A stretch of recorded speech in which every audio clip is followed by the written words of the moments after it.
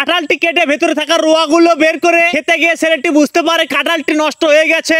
তখন সে কাঁঠালের ভেতরে থাকা রোয়াগুলো টেনে ভেতরের বীজগুলো বের করে পাতায় রেখে সংগ্রহ করে নেয়। এরপর কিছু এঁটেল কাদা নিয়ে একটি পাতা রেখে বীজগুলো তার ভেতর দিয়ে বলের মতো করে নিয়ে কিছু খড়কুটো একত্রিত করে বলটি সেখানে রেখে আগুন জ্বালিয়ে দেয়। এভাবে কিছুক্ষণ পর ছাইগুলোর ভেতর থেকে বলটি বের করে ভেঙে ভেতরে থাকা বীজগুলো খেয়ে দেখে অনেক সুস্বাদু।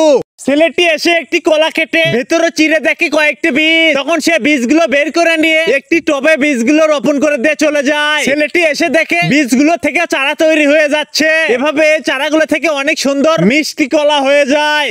নদীর ভিতর ছোট্ট একটি আম গাছ থেকে একটি সাপ এসে আম খেয়ে যায়। আর একটু পরে একটা ছেলে এসে ছোট্ট একটি গাছে আম দেখতে পেয়ে আমটা নিয়ে খেতে থাকে। আর একটু পরে তার বিষক্রিয়া শুরু হয়ে যায়। সে কুকুরাতে সাপের মতো আকৃতি হয়ে যায় আর নদীর ভিতর চলে যায়। নদীতে মাছ ধরতে গিয়ে হঠাৎ করে ঘূর্ণিঝড় চলে আসে। তখন ছেলেটি দেখতে পায় ঘূর্ণিঝড়ের আঘাতে মাছগুলো ছিটকে যাচ্ছে আর নদী থেকে কুণ্ডুলি পেকিয়ে পানিগুলো আকাশে উঠে যাচ্ছে, যার ফলে অনেক বড় বড় মাছ আকাশে ভাসতেছে। আর একটু পর ঘূর্ণিঝড় এসে ছেলেটিকে আকাশে উড়িয়ে নিয়ে যায়।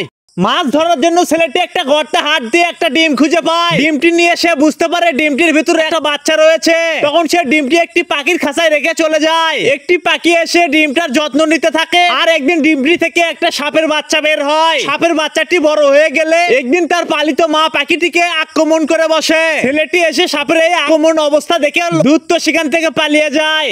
একটা কচুর পাতা কেটে নিয়ে কলম থেকে পিনটি খুলে নিয়ে কলমের কালিগুলো কচুর পাতায় ভরিয়ে দিতে হবে। সুন্দরভাবে কালিগুলো দেওয়া হয়ে গেলে কচুর পাতাটি পানির ভিতর ছেড়ে দিলে দারুণ একটা রিয়াকশন তৈরি হয়ে যাবে। কলমের কালির কারণে কচুর পাতাটি পানির ভিতর ঘুরতে থাকবে। ছেলেটি পুরনো দিনের একটা ছবি নিয়ে দেখতেছিল। হঠাৎ করে ছবিটি পানির ভিতর পড়ে যায় এবং ছবিটা নষ্ট হয়ে যায়। তখন ছেলেটি অনেক কষ্ট পায়। হঠাৎ সে দেখতে পায় একটা কস্টেপ পড়ে আছে। সেই কস্টেপটা তুলে নিয়ে ছবিটি কস্টেপের উপরে রেখে ভাঁজ করে দুই সাইডের বাতি অংশগুলো কেটে ফেলে আর ছবিটি নেমেন্টিং হয়ে যায়। পানিতে ভিজলেও আর নষ্ট হয়ে যায় না।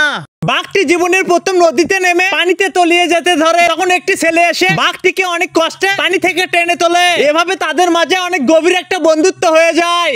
নদীর ধারে বড় একটি মাছ দেখে ছেলেটি যখনই মাছটি ধরতে যায় তখনই বড় বড় মাছগুলো এসে তাকে আক্রমণ করে বসে। সে সেখান থেকে পালিয়ে একটি বস্তার ভেতর ঢুকে আকাশে উড়াল দিয়ে চলে যায়। জঙ্গলে একটা কলা দেখতে পেয়ে ছেলেটি দ্রুত এসে একটা কলা ছিঁড়ে নিয়ে খেয়ে দেখে প্রচুর মিষ্টি। তখন সে একটা ধারালো চাকু দিয়ে কলাটি কেটে নিয়ে একটার পর একটা বন কলাগুলো খেতে থাকে। আর এই কলাগুলো প্রচুর মিষ্টি হয়ে থাকে।